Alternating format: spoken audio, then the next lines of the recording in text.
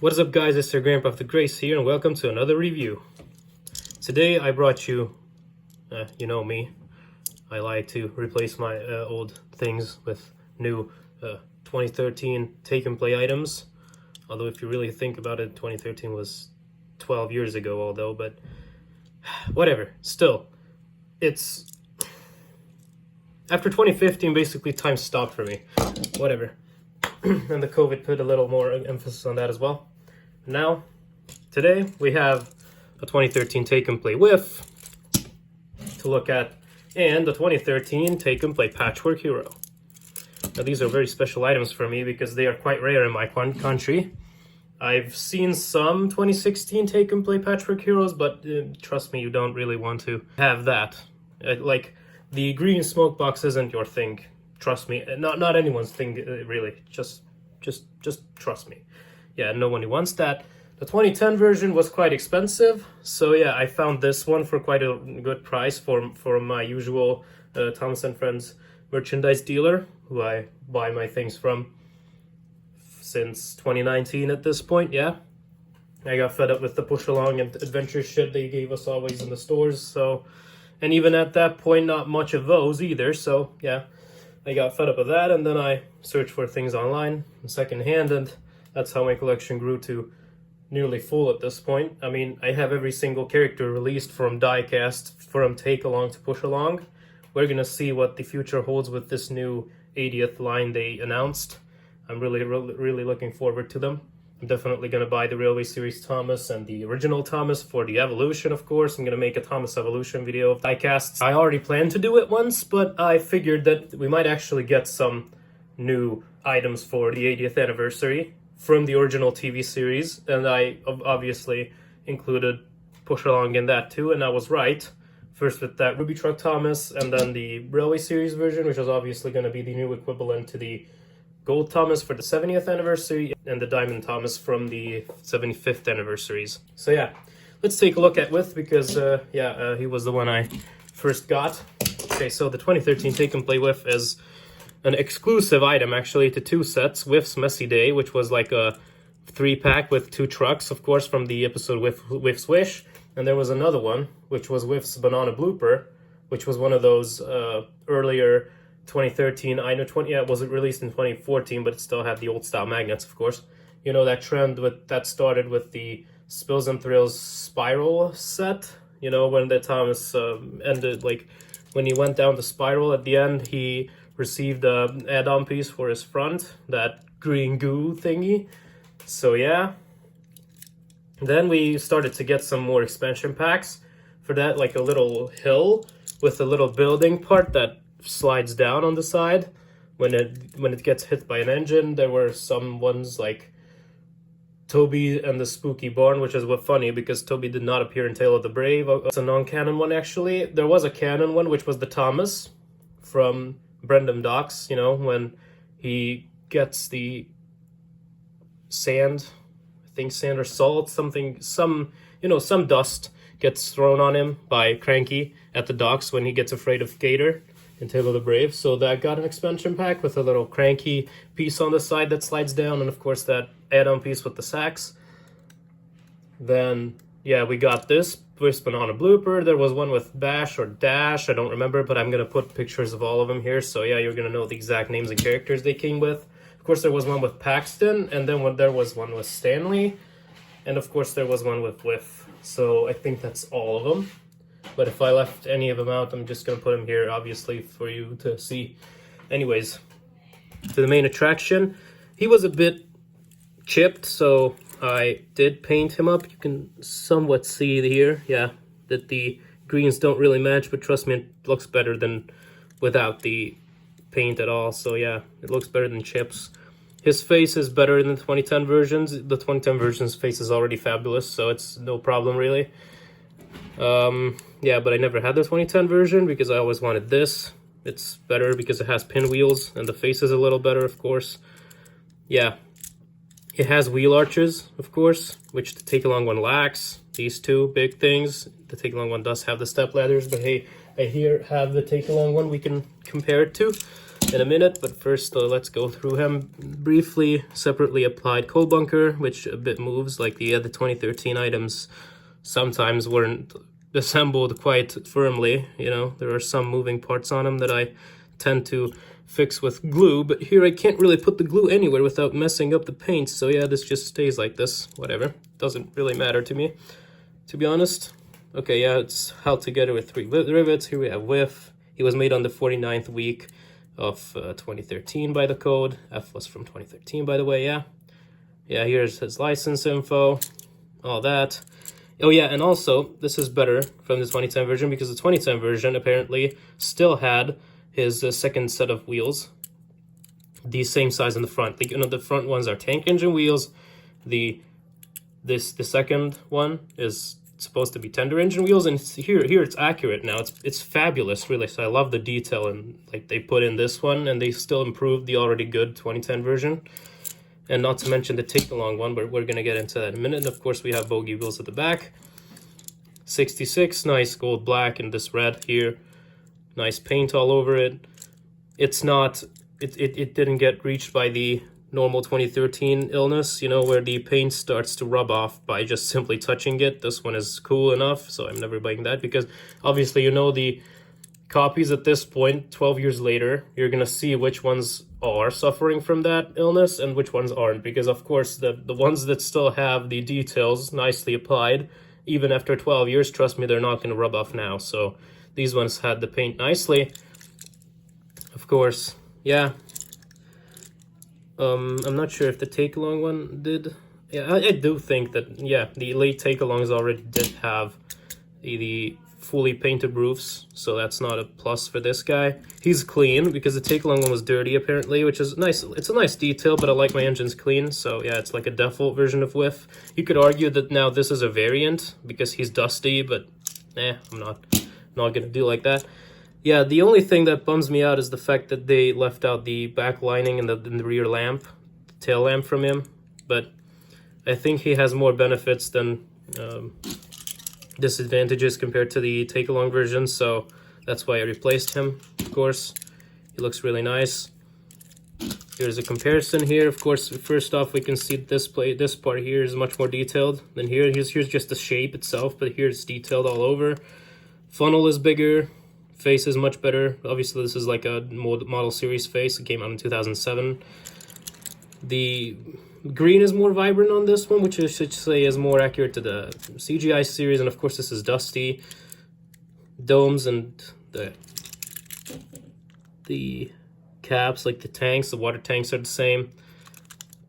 This whistle part, this is a safety. I think this is a safety valve, but I'm not sure. It's the same thing.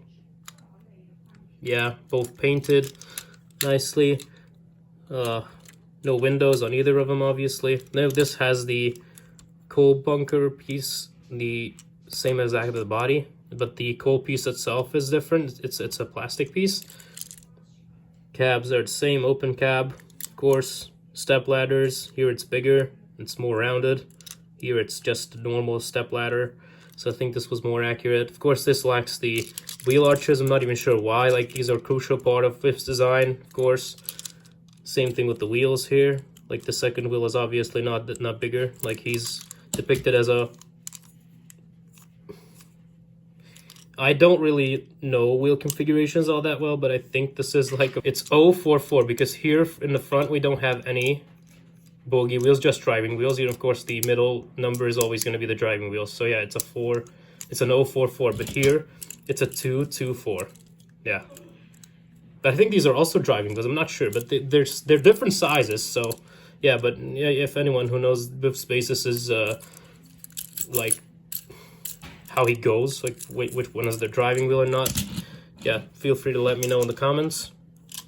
Yeah, so that's really it with these guys. Of course, the difference is he's clean, doesn't have that detail in the back, but has wheel arches in the middle wheel and better face.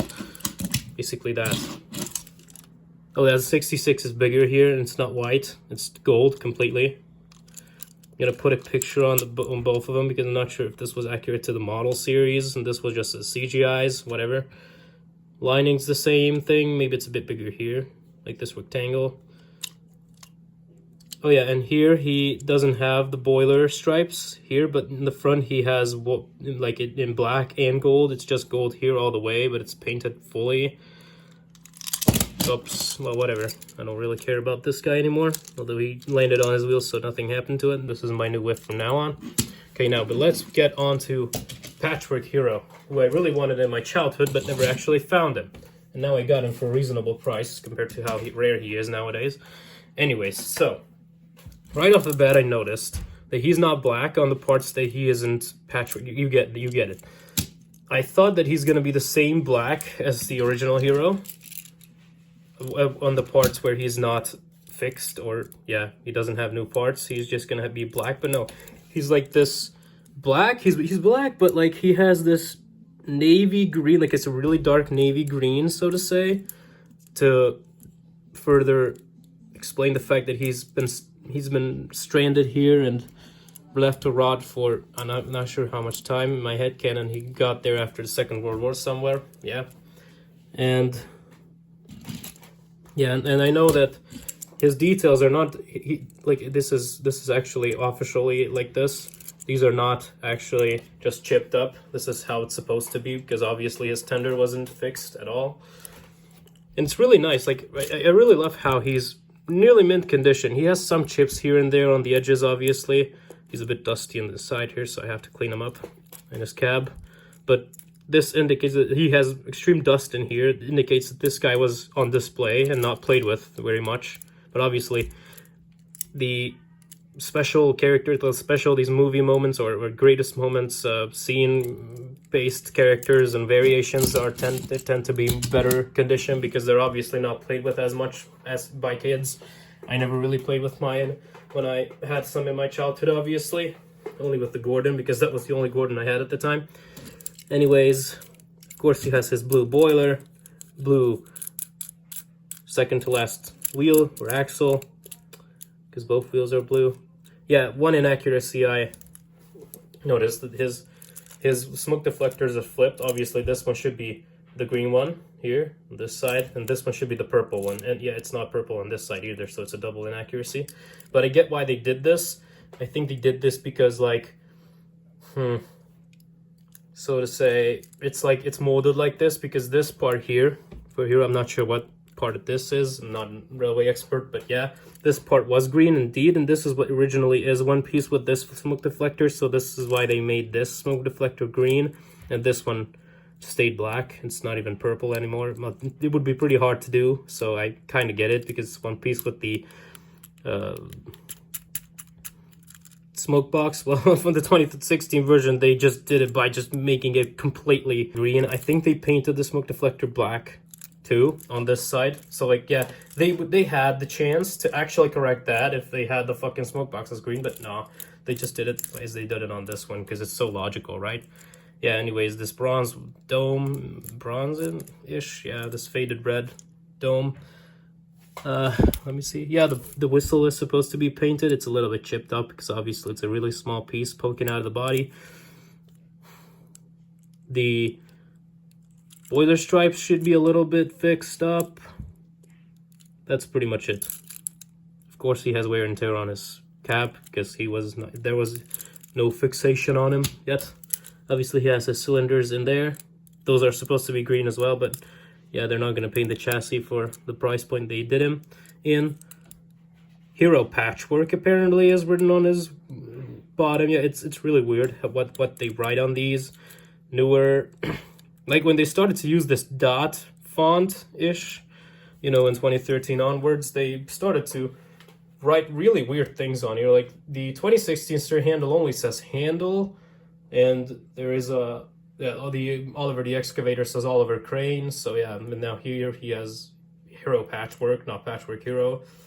He was made on the second to last week of week 50 of 2012, because the E is 2012. It's actually pretty rare to find characters in 2013 characters who were still made in 2012. Like my only other one is Luke, and I have nearly all of them that was released. Yeah. And also this doesn't indicate which factory was he made in, because apparently I think that became a thing after 2013 to indicate the factory. Like it's it looks aged, but it's A. Of course, I know it's A because it just shoved off and it's A on everything. Here it's A. You can see it. So yeah, I think after 2013 they start to indicate which factory made these because there were more factories. Yeah, I think the die-cast things like the Hot Wheels, the cars, the Disney cars, and the Thomas things are made in this 8 factory. And the other things like, how should I say, sets maybe, and things that like the mainline Hot Wheels that are made in Malaysia are made in other factories. Yeah, this tender is the same dark navy green-ish thingy with these pre-applied wear or worn details. The coal is still black. Fully painted buffer beam on the back, like it's not suffering from the take and play thing that the early 2014 items, I think, or the maybe even the late 2013 items had, where the buffer beams were not at all painted fully. This is not just worn off, by the way. This is completely factory. Well, obviously here it was. It's worn. It's chipped, but overall, like, you know, it's not painted as clean around the buffers and shit. But here it's completely clean because here they put a coat of red on the body and then painted the buffers back. Well, here it's actually evident because the running board piece itself isn't even fully black. It's just this navy green color. It's a bit darker though in the body itself, but still not black completely. Even his chassis is this navy green color. Hiro Patchwork here as well. Nice long tender with 8 wheels. So yeah, I really like this Hiro. He's actually, I knew him since he came out really, but I just noticed like I can still find new things to find out about these engines. That's why I love them. Like they can still surprise me even after all this time. Yeah, the only things that bum me out is the flipped smoke deflectors, but I can see why they did that obviously. And that's pretty much it, I think. Like, yeah, what else could you do with this Hiro, honestly? Yeah, I do have some gripes with the Hiro overall, but that's true for all of them. Like the smoke deflectors are not at all visible, and yeah, he's missing a driving wheel, but apparently that's not that big of a deal, I think. I mean, he's still still one of the longest engines here with his tender. Yeah, I actually thought that these handles here weren't painted on the original one, but they were. They're just nearly worn off on mine completely, so yeah, I have to repaint this guy. Even his buffers, Jesus Christ, why did I leave him like this? Lamp, yeah, I definitely have to do something. Although I noticed that here his lamp is completely painted. I'm not sure if this is because it's an early 2013, late 2012 iteration. This is why it's fully painted. Same with the buffers, or the buffer beam on the back. Because this Hiro was made in late 2013, F42 obviously, I already stated that. Oh no, I stated that on Whiff, whatever. So yeah, this guy was made late in 2013, so that's why I think he has his lamp only painted on the front and not these handrails and completely painted. Same goes for the back here with the loosely painted buffer beam. Yeah, it's still a nice model. I mean, yeah, there's room for improvement obviously, but nothing to be ashamed of. The shit that we're getting now is much worse, trust me. But they actually start to redeem themselves. Like, you know, we had that peak 2022 wooden railway line. Of course, I have one of them Thomas's because I was curious enough to get it. Then now we actually got the proper versions or proper counterparts to the wooden railway one in the form of the new motorized line or revamped motorized line, but they're still based on the all engines go things because that awfully big switch. You know, the switch, that you switch on the engines, it's still red and it's still long as fuck. And the tender engines are a bit, how should I say, you know, improportionate compared to their tenders and trucks. But yeah, some of them look really nice. Like they're actually proportionate now. Painted running boards on them even. But now this is not a rant or not a reaction to the new releases. You have already enough of those on the internet. So yeah, go watch those. But I'm going to definitely review some of them if I ever get them. I mean, if they're going to release a Flying Scotsman, I'm going to get him, of course, for the 2 tenders he has. And I'm just curious, but I'm definitely going to find out the looks of this and the details and all that needs to be found out about them in the form of the Thomases, because I'm going to get the normal Thomas for the Evolution and the Railway Series Thomas for the for just being an anniversary item, because I already do have the Take and Play Gold Thomas and the Diamond Thomas as well. So it's evident that I'm actually going to buy the 80th anniversary item too. And I really like the box. It really gives Earl vibes, but it's obviously supposed to be a Railway Series box with that old logo as well. So yeah, I really do like it. And I'm actually going to keep the box, so I'm going to open them in the way I open the Hot Wheels Premiums, like under there with a razor blade. So it slips out, but it's still not going to be flimsy. Like, it's still going to hold the engine firmly if I ever going to want to put him back. But obviously, yeah, I'm going to open him. So yeah, I am going to open him. Okay, so basically, this was just that for this little review. Oh yeah, I rambled for 20 minutes at this point, so it's not a real